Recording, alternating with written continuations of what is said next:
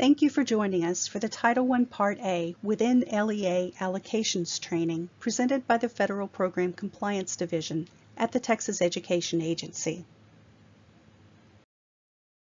Presentation is intended solely to provide general information and guidance to Texas LEAs and reflects the TEA's current understanding of the presentation topics and applicable federal guidance. The content of this presentation is subject to change as a result of further potential information and guidance provided by federal agencies with regulatory oversight of this program. This presentation does not constitute legal advice, and LEAs are therefore advised to seek legal counsel regarding the information and guidance provided in this presentation before acting on such information and guidance.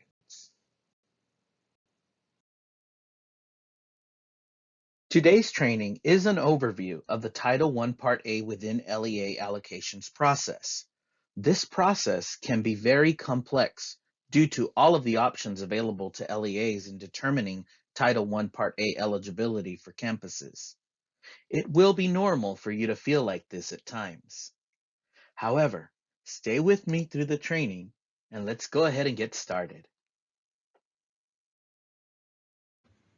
In today's training, participants will gain a better understanding of the factors determining the amount allocated to Title I Part A campuses, the steps used to determine Within-LEA Title I Part A allocations, and the exceptions associated with allocating Title I Part A funds to campuses. As we mentioned earlier, the Title I Part A requirements referenced in this presentation are based on the Every Student Succeeds Act. The requirements referenced can be found in sections 1112, 1113, 1116, and 1117 of the federal statute. This training was developed based on non-regulatory guidance released by the U.S. Department of Education in February 2022. The document they released combines existing information on within-district Title I Part A allocations that currently exists in multiple places to make information easier for states and LEAs to access and use. We will begin our training by taking a look at two main factors that determine the amount of Title I Part A funds that an LEA has available to allocate to campuses. The Title I Part A program is primarily a campus-based program. Although Title I Part A funds are distributed to LEAs, a majority of the funds must be allocated to campuses that are eligible to operate a Title I Part A campus-based program, either a school-wide program or a targeted assistance program, based on eligibility criteria. LEAs must make allocations to campuses based on the number of low-income students. The first factor is the size of the LEA's Title I allocation, which includes the LEA's Title I Part A entitlement, as well as any transfers into the Title I Part A program from Title II Part A or Title IV Part A under the Funding Transferability Program. LEAs transferring funds under the Rural Education Achievement Program, which is also known as REAP, do not have to take the transferred funds into consideration when determining campus allocations. This amount is automatically calculated in the ESSA Consolidated Application on Schedule PS 3101, Title I Part A Program Schedule. As you can see under Part 1, Section B, Line 4, the total funding and transfer amounts are calculated based on your LEA's Title I Part A entitlement and any funds transferred in from Title II Part A and/or Title IV Part A by way of funding transferability. The second factor, which will be discussed further, is the amount of funds the LEA reserves for required and authorized activities. As mentioned earlier, The Title I Part A program is primarily a campus-based program. However, the ESSA statute allows for Title I Part A funds to be reserved or set aside at the LEA level prior to allocating funds to campuses. LEA reservations are noted on the ESSA Consolidated Application, Schedule PS 3101, Title I Part A Program Schedule in Section C. LEAs document the amount being reserved for LEA activities under the Reserved Funds Amount column. Based on the amounts entered, the percentages are auto-calculated for each reservation based on the LEA's Title I Part A allocation.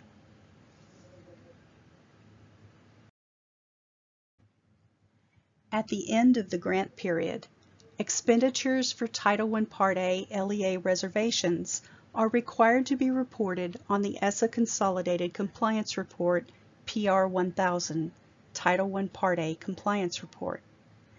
LEAs report the amount expended for LEA activities under the Expenditures column.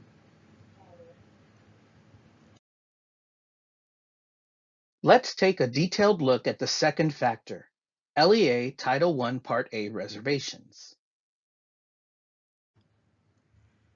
LEA Title I Part A reservation requirements referenced in the following portion of the presentation are based on the Every Student Succeeds Act. The requirements referenced can be found in sections 1113, 1116, and 1117 of the federal statute. There are two types of LEA reservations. An LEA is required to make certain reservations or set-asides at the LEA level. These reservations are noted in statute as musts. The other types of reservations are authorized reservations or set-asides that an LEA may, at their discretion, reserve funds at the LEA level for such authorized activities. There are four Title I Part A statutorily required reservations. Although they are noted as required, there are certain criteria for each of the required reservations, and one or more of the required reservations may not apply to every LEA. The four required reservations are the Equitable Services for Private Nonprofit School Children Reservation, Parent and Family Engagement Activities, Services for Homeless Children and Youth, and Services for Children in Local Institutions for Neglected Children. The first required reservation we will take a look at is the Equitable Services for Private Nonprofit School Children Reservation. The requirements for this particular reservation are noted in Section 1117 of the Title I Part A statute. Please note that this will be a high-level overview of the criteria and information related to the Private Nonprofit School Equitable Services Title I Part A reservation. This reservation is not applicable to charter schools. It is applicable to school districts that have private nonprofit schools that are participating in the Title I Part A program. An LEA that receives Title I funds must reserve a proportional share of those funds to provide equitable services to eligible children who attend a private school. The ESSA statute requires an LEA to determine the proportional share of Title I funds available for providing and administering equitable services based on the LEA's total Title I allocation prior to any expenditures or transfers of funds. This means that an LEA applies the proportion used to calculate the proportional share to its entire Title I allocation, including any Title II Part A or Title IV Part A funds that an LEA transfers into the Title I Part A program, prior to the other required and authorized reservations that will be discussed. From the proportional share for equitable services, the LEA must reserve at least 1% if the LEA's total Title I allocation exceeds $500,000 to provide engagement activities for parents and families of participating private school children. LEAs should also indicate private school consultation, private school participation, and calculate the PMP proportional share on the ESSA Consolidated Application Program Schedule PS 3099, the Private Nonprofit School Equitable Services Schedule.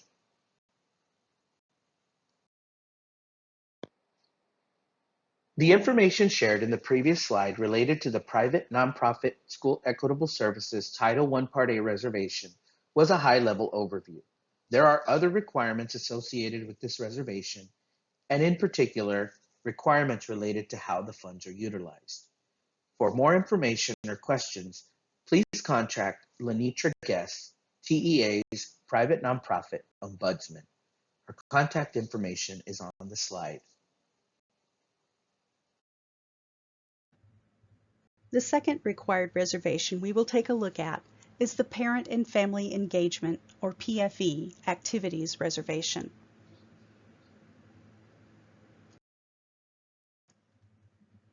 The requirements for this particular reservation are noted in Section 1116 of the ESSA statute. Section 1116 of the ESSA statute requires an LEA with a total Title I allocation that exceeds $500,000 to reserve at least 1% of its total Title I allocation to carry out statutorily required parent and family engagement activities. This amount includes the proportion required to provide equitable services to parents and families of participating private school children. Of the amount remaining after determining equitable services for parents and families of private school children, the LEA must distribute at least 90% to its Title I schools, giving priority to high-needs schools. An LEA with a Title I allocation of $500,000 or less may, but is not required, to reserve Title I funds for parent and family engagement, although its Title I schools must carry out parent and family engagement activities under Section 1116 regardless of any reservation.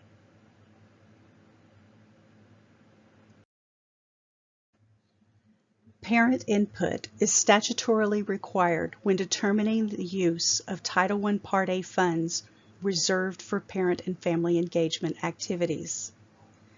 The ESSA statute states that parents and family members of children receiving services shall be involved in the decisions regarding how funds reserved are allotted for parent involvement activities. As referenced earlier, an LEA that is required to reserve 1% of its Title I Part A allocation must distribute at least 90% of the reserved funds to its Title I schools, given priority to high-needs schools. For such funds, the activities to be conducted must be jointly agreed upon by each Title I Part A school and the parents and family members of children receiving services in the school. For the 10% of reserve funds remaining for the LEA PFE activities, such activities must be jointly agreed upon by the LEA and the parents and family members of children receiving services from the Title I Part A served campuses from across the LEA. The LEA should take into consideration the need for the activities across all Title I Part A served campuses in the LEA.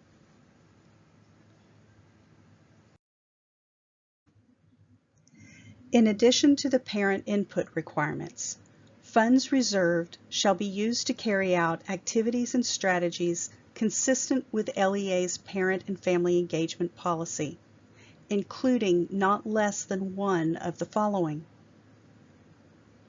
supporting schools and nonprofit associations in providing professional development for LEA and school personnel regarding parent and family engagement strategies, which may be provided jointly to teachers, principals, other school leaders, specialized instructional support personnel, paraprofessionals, early childhood educators, and parents and family members. supporting programs that reach parents and family members at home, in the community, and at school, disseminating information on best practices focused on parent and family engagement, especially best practices for increasing the engagement of economically disadvantaged parents and family members, collaborating or providing subgrants to schools to enable such schools to collaborate with community-based or other organizations or employers with a record of success in improving and increasing parent and family engagement, and engaging in other activities and strategies the LEA determines are appropriate and consistent with the agency's parent and family engagement policy.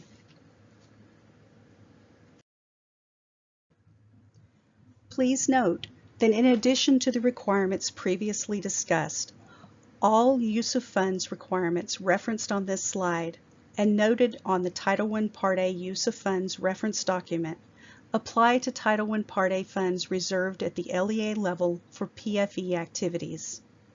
For example, PFE activities conducted with LEA Title I Part A reserved funds must be considered necessary to carry out the intent and purpose of the Title I Part A program, which is to provide all children significant opportunity to receive a fair, equitable, and high-quality education and to close educational achievement gaps.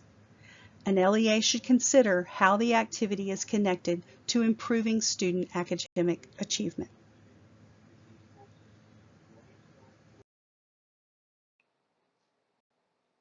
The third required Title I Part A reservation we will take a look at is a Services for Homeless Children and Youth reservation.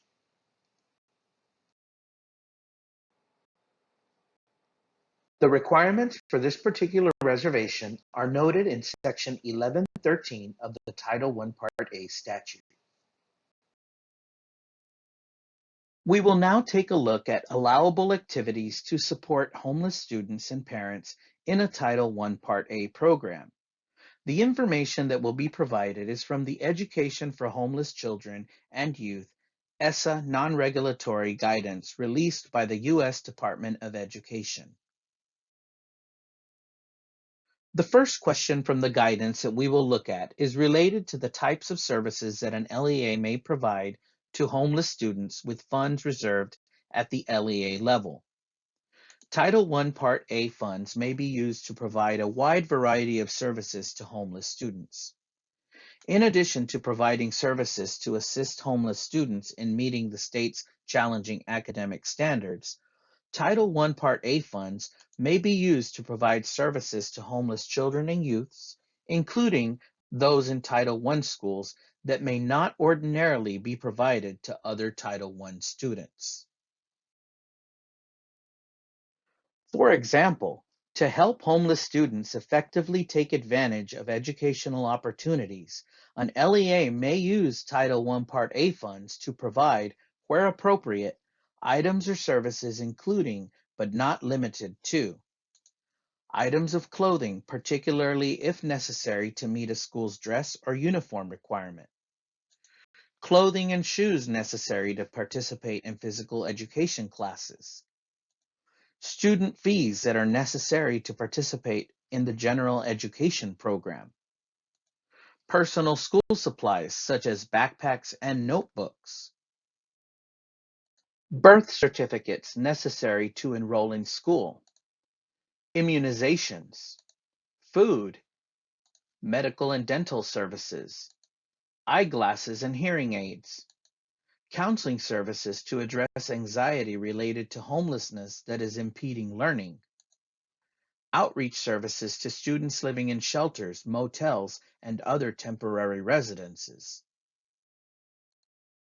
extended learning time, such as before and after school, Saturday classes, or summer school, to compensate for lack of quiet time for homework in shelters or other overcrowded living conditions, tutoring services, especially in shelters or other locations where homeless students live, parental involvement specifically oriented to reaching out to parents of homeless students, fees for AP and IB testing, fees for college entrance exams such as SAT or ACT, and GED testing for school-age students. Two principles govern the use of Title I Part A funds to provide such services to homeless students. First, the services must be reasonable and necessary to assist homeless students to take advantage of educational opportunities.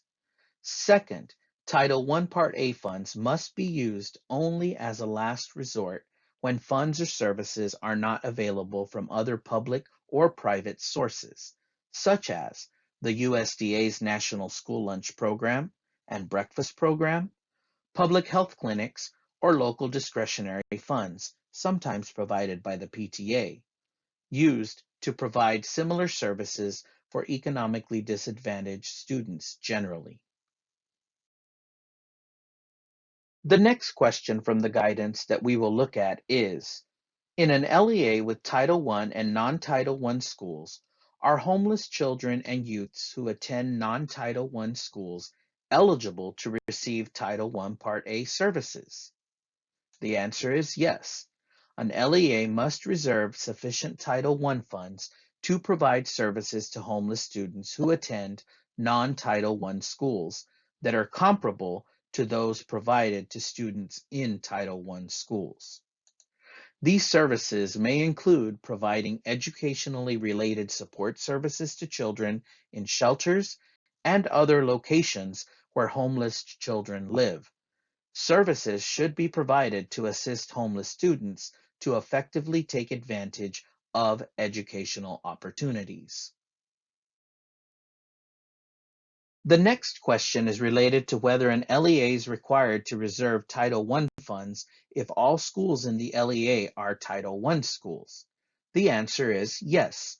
ESEA now more generally requires an LEA to reserve Title I funds necessary to provide educationally related support services to homeless children and youths, regardless of whether they attend a Title I school. In other words, this required reservation applies when all schools in an LEA are Title I schools, including Title I school-wide schools, and when an LEA has Title I schools and non-Title I schools. The next question focuses on the amount of funds an LEA should reserve for comparable services under Title I Part A. Funds reserved for comparable services may be determined based on a needs assessment of homeless children and youths in the LEA, taking into consideration the number of homeless children and youths identified by the LEA and their unique needs. This needs assessment may be the same as a needs assessment conducted by the LEA in applying for local McKinney-Vento subgrant funds. The next question is whether LEAs are required to reserve a specific amount of Title I funds to serve homeless students. The answer is no. The ESEA does not prescribe a specific amount. However, the ESEA requires that the amount be sufficient to provide services to homeless children as described previously. Additionally, an LEA may use a needs assessment to determine the reservation amount. Finally, the homeless reservation may be used to provide homeless children and youths with services not ordinarily provided to other Title I students, including to fund a local liaison's salary and expenses and to defray the excess cost of school of origin transportation. LEAs may therefore consider these costs as well when calculating the amount of the Title I homeless reservation. Please note that in addition to the requirements previously discussed, all use of funds requirements referenced on this slide and noted on the Title I Part A use of funds reference document apply to the Services for Homeless Children and Youth reservation. An LEA must reserve sufficient Title I funds to provide services to homeless students who also attend non-Title I schools that are comparable to those provided to students in Title I schools. The fourth and final required reservation we will take a look at is for services to children in local institutions for neglected children. The requirements for this particular reservation are noted in Section 1113 of the ESSA statute. The Title I Part A neglected reservation for services to students who reside in eligible institutions for neglected children within a school district's boundaries is only required by a school district if there are students in an eligible institution for neglected children and youth. This reservation does not apply to charter school systems.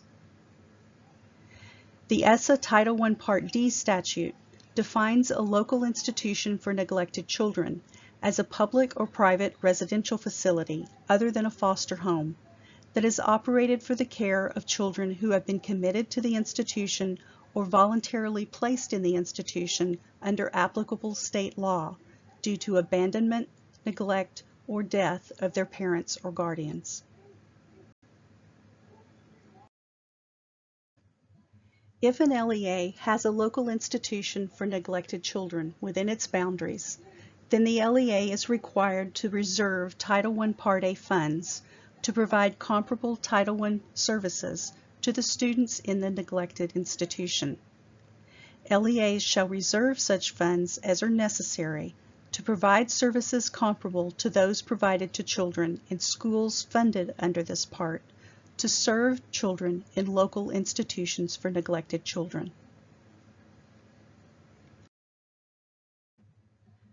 Please note that in addition to the requirements previously discussed, all use of funds requirements referenced on this slide and noted on the Title I Part A use of funds reference document apply to the services for children in local institutions for neglected children.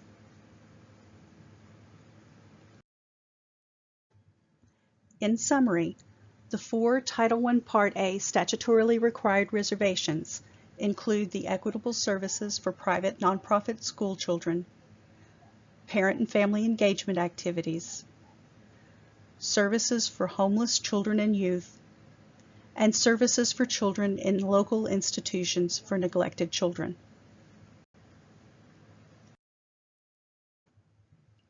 Now that we have looked at the Title I Part A required reservations, let's now take a look at the Title I Part A authorized reservations, which are optional for local education agencies.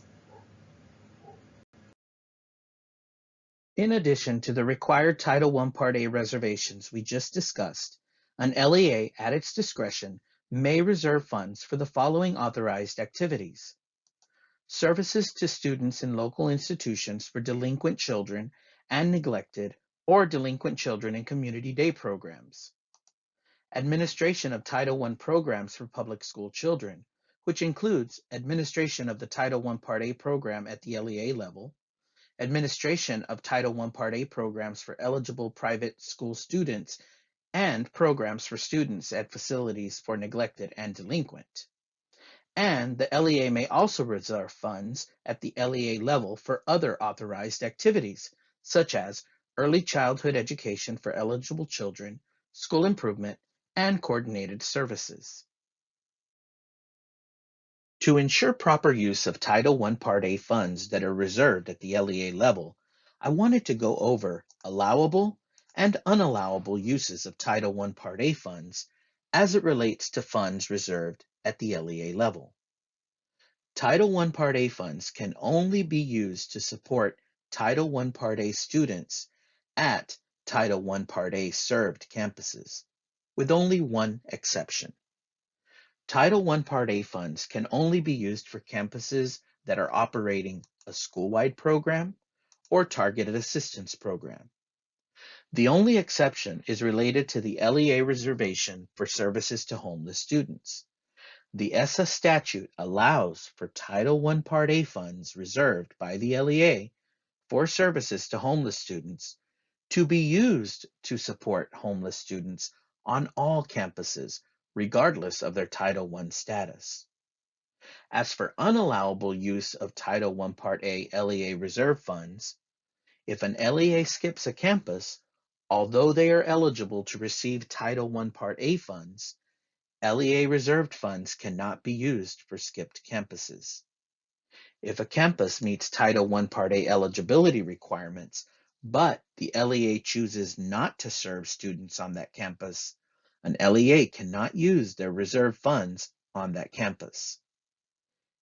If a campus, based on their campus low-income percentage, does not meet Title I Part A eligibility requirements to operate a school-wide program or a targeted assistance program, they are not considered a Title I Part A campus, and thus students on the campus cannot be served by Title I Part A funds. The following example will illustrate how, for an LEA with a total Title I allocation of $5 million, making the required and authorized reservations discussed earlier, results in the amount available to allocate to public schools. The LEA entitlement was $4 million, and the LEA transferred in $750,000 from Title II Part A and $250,000 from Title IV Part A, making the total Title I Part A allocation $5 million. As we take a look at this example and the steps for reserving funds, we will use a table to help us understand the LEA reservations process. The table will be organized as shown, with the step, the reservations activity, the basis for the reservation, the amount of the reservation, and the amount of allocation remaining after the reservation. We will use a 5-step process to assist us with understanding the LEA reservation process. The first step will be to determine the amount of Title I Part A funds that the LEA must reserve for equitable services to eligible private school students. In this example, 10% of children from low-income families who reside in the LEA's Title I public school attendance areas attend private schools, which is a proportional share. Therefore, in step 1 of the LEA reservation process, which is to reserve funds for private school equitable services, the LEA must allocate 10% of its total allocation for equitable services, which would be $500,000. Keep in mind that this amount includes the amount required for parent and family engagement for families of participating private school students, which would be $5,000, which is 1% of $500,000. After the equitable services and administration of equitable services reservation, the LEA has $4.5 million left. Now that we have examined step 1, now let's take a look at step 2, which includes the LEA reservation for parent and family engagement activities.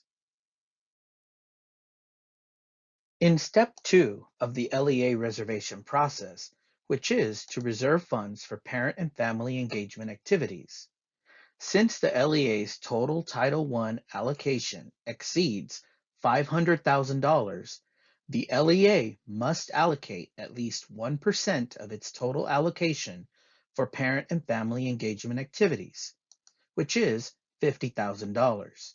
However, keep in mind that in step 1, the LEA already reserved $5,000 for parent and family engagement for families of participating private school students.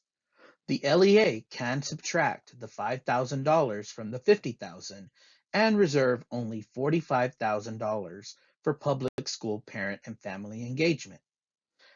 Now, after the equitable services and administration of equitable services reservation, the LEA had $4.5 million left to allocate to its campuses. Now, after the parent and family engagement activities, the LEA has $4,455,000 left to allocate to its Title I Part A eligible campuses. Now that we have completed steps 1 and 2, let's take a look at step 3, which includes the LEA reservation for homeless children and youth and for children in local institutions for neglected children. We will look at 2 separate reservations for step 3. For step 3A, which will be for homeless children and youth based on the LEA's needs assessment and their Title I allocation, the LEA has decided to reserve $525,000. After this reservation, the LEA now has $3,930,000 left of their allocation. For step 3B, which will be for children in local institutions for neglected children, based on the LEA's needs assessment and their Title I allocation, the LEA has decided to reserve $325,000. After this reservation, the LEA now has $3,605,000 left of their allocation to allocate to Title I Part A campuses. Now that we have completed steps 1, 2, and 3, let's now take a look at step 4, which includes the LEA reservation for other authorized reservations, which are reservations that the LEA may reserve at their discretion. In this example, we will look at two separate reservations for step 4. The LEA chose to reserve funds for preschool programs and administration of Title I programs. For step 4A, which will be for preschool programs, based on statute and regulations, the LEA has decided to reserve $200,000. After this reservation, the LEA now has $3,405,000 left to allocate to its Title I Part A campuses. For step 4B, which will be for administration of Title I Part A programs, the LEA has decided to reserve $405,000. After this reservation, the LEA now has $3 million left of their allocation that they can now allocate to their Title I Part A eligible campuses.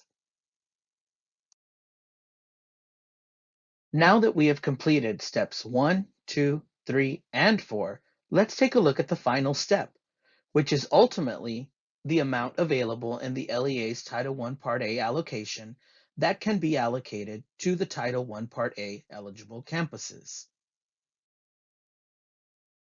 In step 5, the LEA must allocate its remaining funds, which are $3 million, to eligible public schools. This table shows a composite look at all the steps the LEA in this example followed to determine their amount available to allocate to Title I Part A eligible schools. Please note that in the example provided, the total LEA reservation exceeds 30% of the entitlement. If the total reservation exceeds 30% of the entitlement, TEA will contact you for a justification.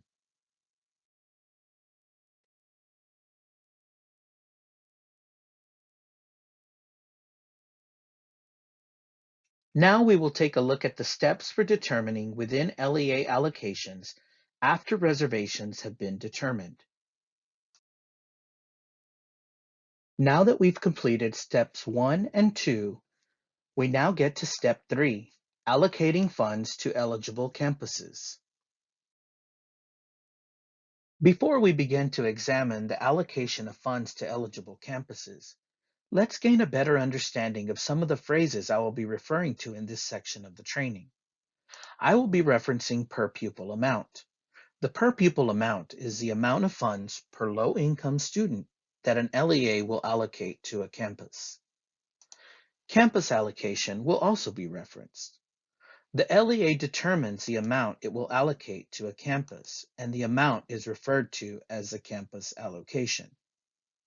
The campus allocation is determined by the number of low-income students multiplied by the per pupil amount the LEA chooses as per the requirements I will reference in this section of the training. For example, if the per pupil amount that is determined by the LEA for the campus is $1,500, and the campus has a total of 250 students, and 78% of the students come from low-income families, the number of low-income students would be 195. The LEA would determine the campus's allocation by multiplying 195 by 1500. The campus allocation would be 292,500. We will now take a look at three different ways that an LEA may determine campus allocations. We will look at determining campus allocations on an LEA-wide basis, by grade span, and when the 125% rule must be applied. Each description will be followed by an example. ESSA requires an LEA to allocate Title I Part A funds to campuses identified as eligible and selected to participate in rank order based on the total number of public school children from low-income families in each school. An LEA is not required to allocate the same per pupil amount to each participating school. If an LEA allocates different per pupil amounts to participating campuses, the LEA must allocate a per pupil amount that is equal to or higher to campuses with higher poverty rates than it allocates to campuses with lower poverty rates. In this example, we will be taking a look at determining allocations on an LEA-wide basis. The information in the table will contain the following information. Column 1 will include the campuses listed by a letter of the alphabet. Column 2 will include the grades served. Column 3 will include the enrollment for each of the campuses. Column 4 will include the number of students eligible for free and reduced price lunches for each of the campuses, which is the measure of poverty that this LEA chose to utilize. Column 5 will include the poverty percentage for each of the campuses. Column 6 will include the per pupil allocation as determined by the LEA for each campus. And column 7 will include the campus's Title I Part A allocation for each campus, which is derived from multiplying column 4 and column 6. Let's now take a look at the data per campus. Let's take a look at column 5, poverty percentage.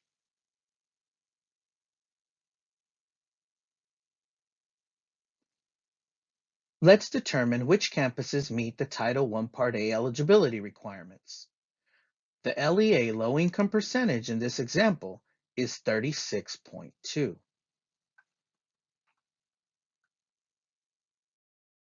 Let's now take a look at the rest of the data in this table.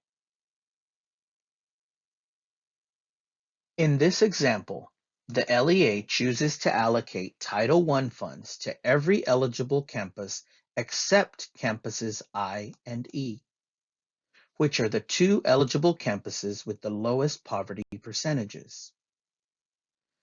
As per columns 5 and 6, the LEA ensures that a higher poverty school receives a per pupil allocation that is at least as high as a per pupil allocation of lower poverty campuses. Finally, the LEA does not allocate Title I funds to any school with a poverty percentage below 35%. Therefore, the LEA has flexibility to establish a per pupil allocation without regard to the 125% rule that we will cover later.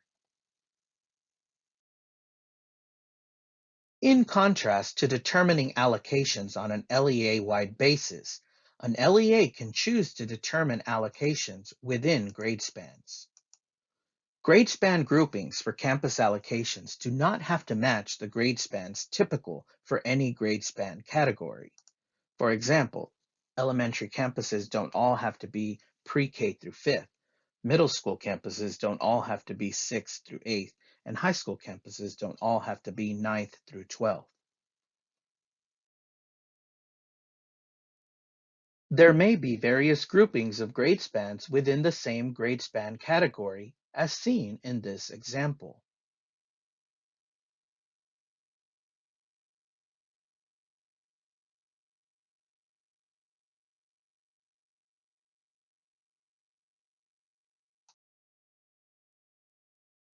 When determining campus allocations using the grade span grouping method, the LEA must ensure that it allocates Title I Part A funds to its campuses with a poverty percentage above 75% first. If the LEA has funds remaining, the LEA has the discretion to allocate the remaining funds by grade span. An LEA that opts to serve high schools between 50 and 75% poverty and other campuses 75% poverty and below using grade span groupings may determine different per pupil amounts for different grade levels, so long as those amounts do not exceed the amount allocated to any school above 75% poverty. When determining campus allocations using the grade span grouping method, the LEA also has the flexibility not to serve a particular grade span. However, if a campus within the grade span has a poverty percentage above 75%, then it must be served as per the previous example. Per pupil amounts within grade spans may also vary so long as the LEA allocates higher per pupil amounts to campuses with higher poverty rates than it allocates to campuses with lower poverty rates. Notice that the per pupil amounts are still below the amount allocated to the campus with the poverty percentage above 75%.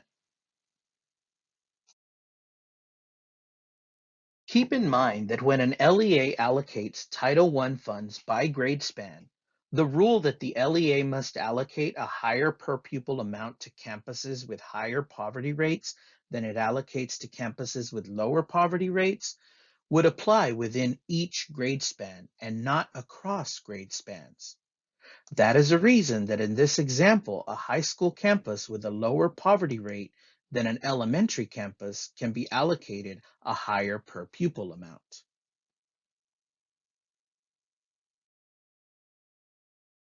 Let's take a look at a more detailed example of determining allocations within grade spans.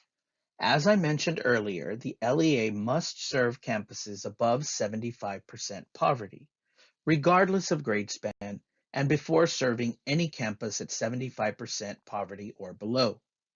Based on the data in this table, the LEA ensures that it's allocating Title I funds to its one school with a poverty percentage above 75%. After doing so, the LEA has funds remaining and therefore the discretion to allocate the remaining funds by grade span, which includes the flexibility not to serve a grade span.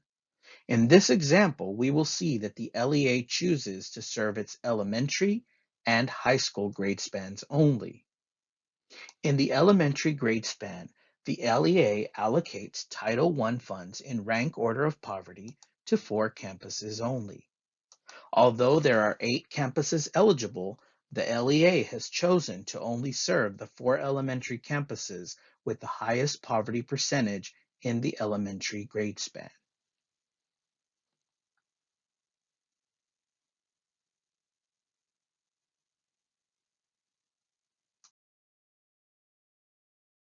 In the high school grade span for this LEA, the LEA allocates Title I funds to its one high school. The LEA declines to allocate any Title I funds to its middle schools, even though there is one school eligible to receive funds.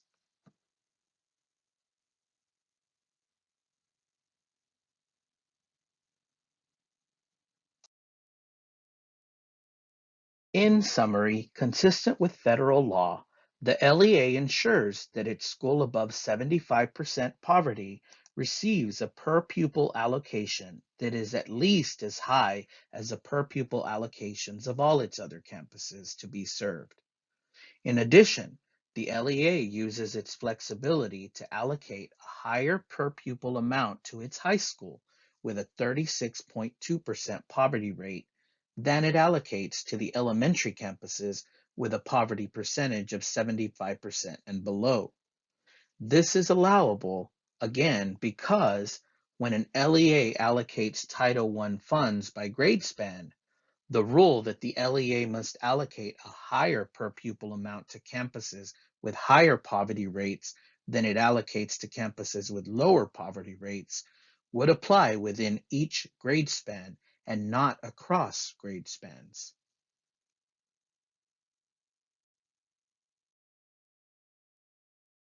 Now let's take a look at the circumstances in which an LEA would be required to apply the 125% rule.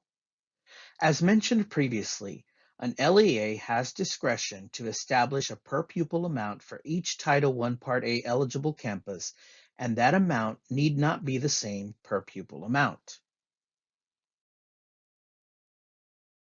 However, if an LEA has an LEA-wide low-income percentage below 35%, the LEA may choose to serve campuses either district-wide or by grade span in rank order of poverty down to the LEA low-income percentage. If the LEA chooses to serve any campus below 35% low income, the 125% rule comes into effect. The 125% rule requires an LEA to allocate an amount for each low-income child in each participating Title I school that is at least 125% of the LEA's allocation per low-income child. Determining the LEA's allocation per low-income child is a two-step process. An LEA's allocation per low-income child is the LEA's total Title I allocation before any reservations divided by the number of public school and private school low-income children in the LEA as determined using the poverty measures selected by the LEA. The LEA then multiplies this per pupil amount by 1.25 to determine the minimum amount per low-income child.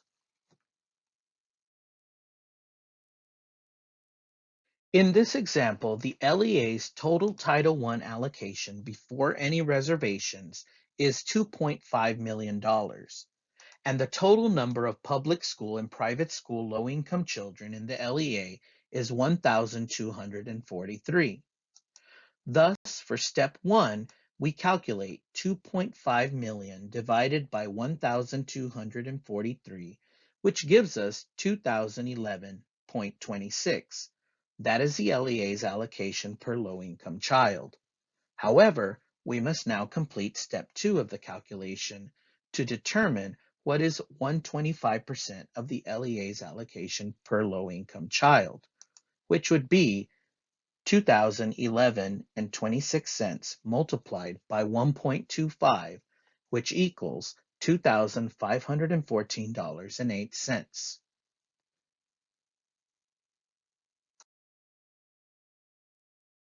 Therefore, the 125% rule requires the LEA to allocate at least $2,514.08 per pupil to each school served. Again, the 125% rule is triggered when an LEA decides to serve a campus that has a low income percent below 35%. Let's take a detailed look at an example in the form of a table.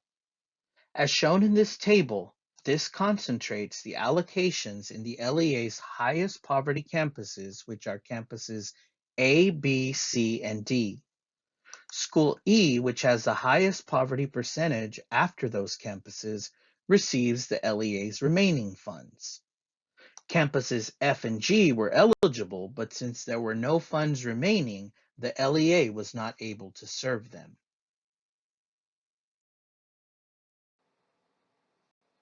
There is one other additional flexibility that is provided by ESSA. The flexibility is known as a related exception.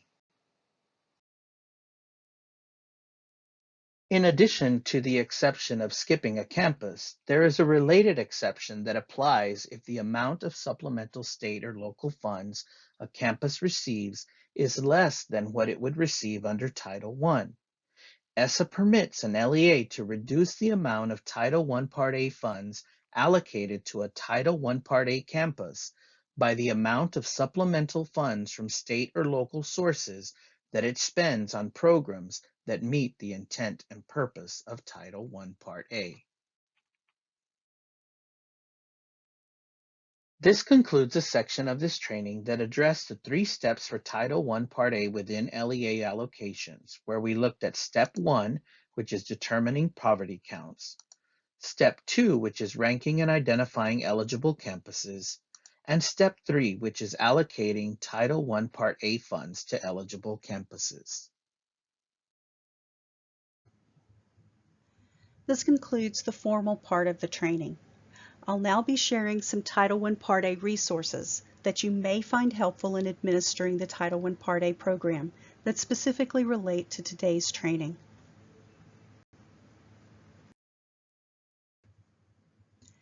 As we previously mentioned, this training was developed based on non-regulatory guidance released by the U.S. Department of Education in February of 2022. The document they released combines existing information on within-district Title I Part A allocations that currently exist in multiple places in order to make the information easier for states and LEAs to access and use. The document link can be found on the TEA Title I Part A webpage under the USDE Resources section. The SC 5000 instructions are a helpful resource that can be accessed in the eGrants application. They provided step-by-step information related to how to complete the SC 5000. The SC 5000 Guidance Handbook provides detailed definitions and examples of information helpful in completing the SC 5000.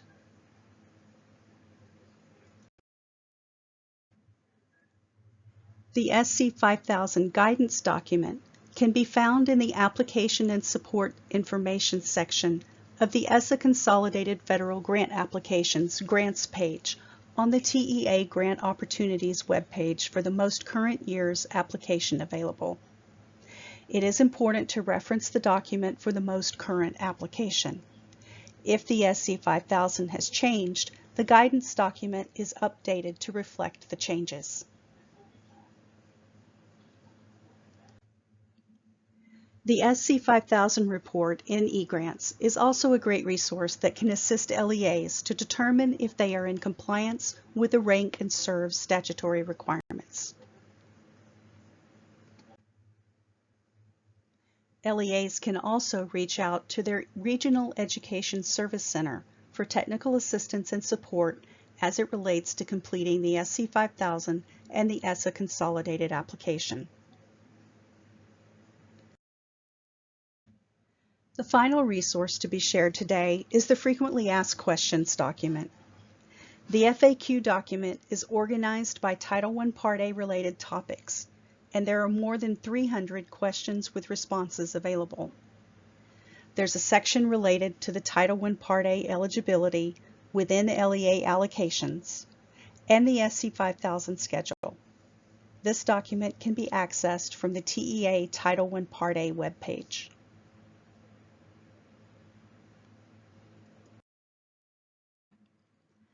This concludes the Title I Part A Within-LEA Allocations training presented by the Federal Program Compliance Division at the Texas Education Agency.